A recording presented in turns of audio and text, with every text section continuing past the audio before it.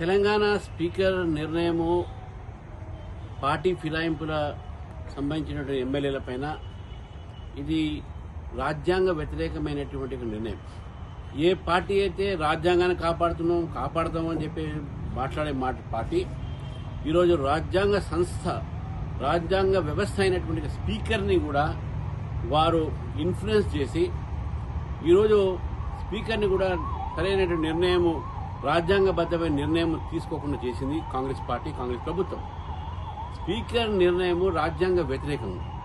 బహిరంగంగా ఏ party నాయకుడైతే party ఫిరాయింపు చట్టం తీసుకువచ్చారో ఆ పార్టీ నాయకుడికే గౌరవం ఇవ్వకుండా, ఏ రాజ్యాంగ పుస్తకం అయితే పట్టుకొని జేబులో పెట్టుకొని దేశమంతా తిరుగుతున్నాడో ఆ రాజ్యాంగాన్ని గౌరవం ఇవ్వకుండా, ఏ రాజ్యాంగ వ్యవస్థ స్పీకరు రాజ్యాంగాన్ని కట్టుబడి ఉండాల్సినటువంటి స్పీకర్ని కూడా ఈరోజు మీరు ఇన్ఫ్లుయెన్స్ చేసి అటువంటి ఒక నిర్ణయాన్ని తీసుకున్నారంటే ఈరోజు తెలంగాణలో రాజ్యాంగ హత్య అయింది, ప్రజాస్వామ్య హత్య అయిందని చెప్పేసి భారతీయ జనతా పార్టీ భావిస్తారు.